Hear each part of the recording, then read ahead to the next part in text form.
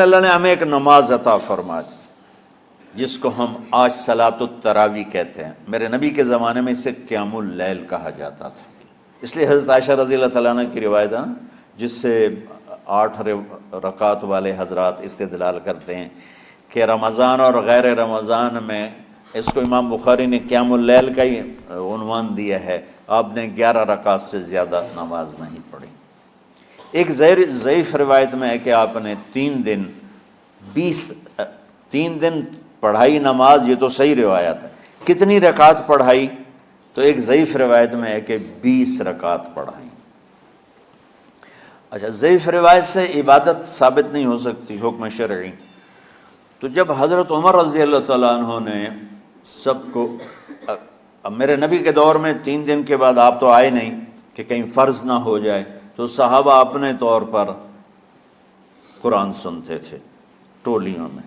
صدیقی دور میں 2 سال وہ فتنوں میں گزرا، تو اس میں بھی اسی طرح چلا کہ ٹولیوں میں ہوتے تھے۔ حضرت عمر رضی اللہ عنہ کے زمانے میں حکومت مضبوط ہو گئی، طاقتور ہو گئے، تو ابتدائی سالوں میں نہیں، چند سالوں کے بعد اب مسجد میں تشریف لائے تو لوگ اس طرح کوئی 4 ادھر 4 ادھر 5 ادھر 10 ادھر 20 ادھر، تو کہنے لگے ان کو ایک امام پہ جمع کر دیا جائے تو کتنا اچھا ہوگا۔ تو آپ نے سب کو اکٹھا کیا اور ابی بن کعب رضی اللہ تعالیٰ عنہ کو امام بنایا اور سب کو ایک نماز پہ جمع کر کے 20 رکعت کا حکم عطا فرمایا۔ تو حضرت عمر کا یہ عمل اس حدیث کو مضبوط کر دیتا ہے کہ چونکہ میرے نبی نے کہا علیکم بسنتی و سنت الخلفاء الراشدین من بعدی، کہ میری اور میرے خلفاء راشدین کی سنت پر مضبوطی سے عمل کرنا۔ تو حضرت عمر کا جو 20 رکعت طے کرنا ہے، اگر ان کا اپنا اجتہاد ہے تو بھی ہمارے لیے عمل کے لیے کافی ہے، اور اگر ان کو یہ یاد ہے کہ میرے نبی نے 20 پڑھی تھیں تو اور زیادہ اچھی بات ہے۔ لیکن بہرحال جو 8 پڑھتا ہے ہمارا اس پہ بھی کوئی اعتراض نہیں، چونکہ وہ بھی حدیث کے ساتھ بات کرتا ہے، اور باقی پوری امت 20 پڑھتی ہے ان پر بھی اعتراض نہیں۔ میں ایک جگہ سے گزر رہا تھا، نماز کا وقت ہو گیا، اہل حدیث کی مسجد تھی، میں وہاں نماز پڑھنے چلا گیا، تو ایک بہت بڑا اشتہار لکھا ہوا تھا 20 تراویح ثابت کرنے والے کو 5 لاکھ روپے انعام، کہ 20 تراویح، سینکڑوں سال سے امت کا عمل 20 تراویح آ رہا ہے۔ تراویح کا نام جو پڑھا مجھے یوں لگتا ہے کہ اہل مکہ، یعنی اہل مکہ جو تھے نا، وہ 4 تراویح پڑھ کے ایک طواف کرتے تھے، تو وہ آرام کے لیے ہوتا، ترویحہ آرام، تھوڑی دیر کا آرام، تو 4 تراویح کے بعد ایک طواف کرتے تھے، وہ چھوٹا سا طواف 10 منٹ میں ختم ہو جاتا تھا، اور پھر 4 تراویح پڑھتے تھے، پھر طواف کرتے تھے، پھر 4 پڑھتے تھے، پھر طواف کرتے تھے۔ یہ صحابہ کے تھوڑے بعد کے دور کی بات۔ تو مدینے والوں کو پتہ چلا کہ مکے والے تو یہ کرتے ہیں، وہ کہنے لگے اساں کی کریے، انہوں نے کہا اسی 40 تراویح پڑھیں گے، 40 رکعت، وہ 40 رکعت پڑھتے تھے۔ تو نوافل میں کوئی سختی نہیں کہ بھائی 8 سے زیادہ نہیں پڑھنی، بدعت ہو جائے گی، اور 20 پڑھنا بدعت ہے، یہ سب جہالت کی بات ہے۔ وہ یہ 8 پڑھ رہے ہیں یہ غلط ہے، یہ بھی حماقت کی بات ہے۔ جو صحیح حدیث سے دلیل پکڑ کے کوئی عمل کرتا ہو تو بھائیو اس سے بحث نہ کیا کرو، مناظرہ نہ کیا کرو، یہ بہت نادانی والی بات۔ اور امت کا خلق، لاکھوں کروڑوں انسانوں کا ایک عمل پہ جمع ہونا، یہ بذات خود اس کی طاقت کی ایک دلیل۔ اور حرمین جب سے میرے رب نے، حضرت عمر نے 20 رکعت شروع کی، آج تک وہاں بھی ساری مساجد میں 8 رکعت تراویح ہوتی ہے، لیکن حرمین کی مسجد میں 20 رکعت، ادھر بھی ادھر بھی۔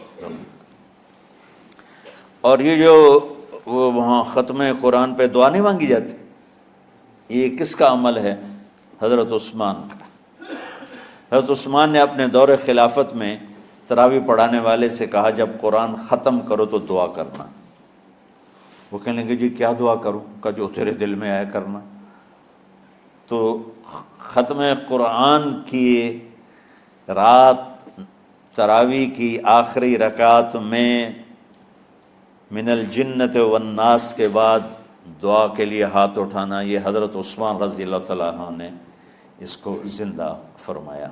اور امام دعا کرتا تھا 1 منٹ 10 منٹ 20 منٹ جتنے بھی، اور پیچھے لوگ آمین کہتے تھے۔ وطر کی جماعت نہیں ہوتی تھی، وطر کو باجماعت حضرت علی رضی اللہ تعالیٰ عنہ نے شروع کی کہ وطر کو بھی باجماعت پڑھا جائے، تو یہ ان کی سنت ہے کہ وطر کو باجماعت پڑھا گیا۔ تو اب یہ لہٰذا یہ سارے سنت جو کام ان خلفۂ راشدین سے ہوا وہ بھی سنت ہے۔ تو اللہ نے ہمیں ایک عبادت دے دی کہ میرا قرآن پڑھو اور سنو۔ پہلی امتوں کو تراویح کیوں نہیں تھی یا قیام اللیل کیوں نہیں تھا؟ کہ ان کو اپنی کتاب یاد ہی نہیں ہوتی تھی، وہ اپنی کتاب کے حافظ نہیں ہوتے تھے، وہ اپنی کتاب یاد ہی نہیں کر سکتے تھے، صرف نبی کو یاد ہوتی تھی۔ اللہ نے ہمارے لیے کتنا آسان کر دیا کہ 7 سال کے یہ چھوٹے چھوٹے بچے قرآن یاد کر رہے ہیں، 70 سال کا بوڑھا قرآن یاد کر رہا ہے۔ یہیں یہ مولوی یوسف صاحب کا ساتھی تھا، یا پتہ نہیں ان سے پہلے تھا، سلمان، مولوی سلمان، آج کل امریکہ میں ہوتے ہیں، ہماری ایک شاخ چلا رہے ہیں ماشاءاللہ۔ وہ شروع میں یہاں تھے، تو یہاں تراویح پڑھانے کے لیے ہمارے پاس حافظ کوئی نہیں تھا، وہ حافظ نہیں تھے، وہ صبح بیٹھ کے شام تک 1 سپارہ یاد کرتے اور رات عشاء کی نماز میں سنا دیتے۔ 30 دن میں قرآن یاد کر کے سنا دی۔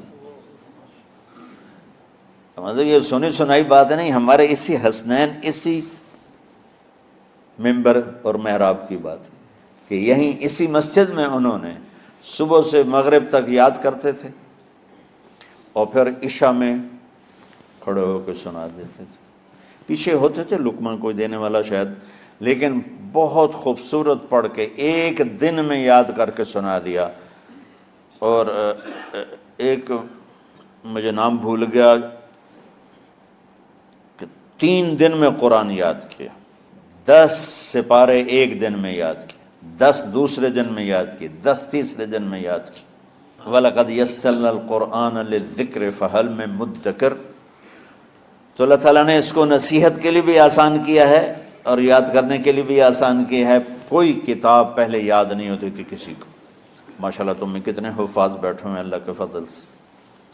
تو اللہ نے ہمیں رات کی نماز عطا فرمائی، اور چونکہ یہ ایک مشقت ہے تو میرے نبی نے کہا یہ رات کی نماز کے ہر سجدے پر 1500 نیکی لکھی جاتی، 1500 نیکی لکھی جاتی۔ اور اللہ تعالیٰ ہر سجدے پر جنت میں ایک محل بناتا ہے جس کے 60,000 سونے چاندی کے دروازے ہوتے ہیں، اور ایک درخت اس کے لیے لگاتا ہے جس کے نیچے 100 سال گھوڑا دوڑ سکتا ہے۔ تو رمضان کا اہتمام آپ رجب سے شروع فرما دیتے تھے۔ میرے نبی نے 9 رمضان دیکھے، 9 رمضان اپنی زندگی میں، 9 رمضان۔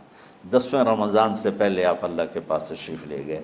آپ کی زندگی میں روزے فرض ہونے سے آپ کی وفات تک 9 رمضان گزرے، اور میں قربان جاؤں اپنے نبی پر،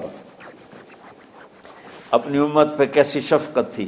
آپ سحری کھاتے تھے بالکل آخری وقت، ادھر بلال اذان دے رہا ہے اور ادھر آپ آخری لقمہ کھا رہے ہیں، اور ادھر سورج نیچے ہوا اور آپ کھجور منہ میں۔ ایک آدمی اوپر کھڑا ہوتا تھا مدینے میں تو وہ چھت پہ، گھر کی چھت پہ کھڑا ہوتا تھا، سفر میں ہے تو وہ کسی پہاڑی پہ کھڑا ہوتا تھا۔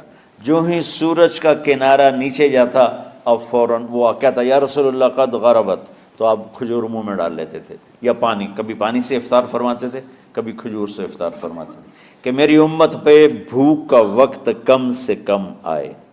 آج کل جو یہ ہمارے افطاری کے اوقات ہیں نا، یہ سورج ڈوبنے کے بھی 2-2.5 منٹ بعد کے ہیں کہ احتیاطاً، ٹھیک ہے چلو احتیاط کر لو کوئی مسئلہ نہیں، لیکن اصل ہے ادھر چونکہ اب سورج ہمیں نظر ہی نہیں آتا ہے، اس طرح ہم گھرے ہوئے ہیں شہروں میں، دیہاتوں میں بھی اب اس طرح کا ماحول ہے کہ وہ نظر نہیں آتا ہے، تو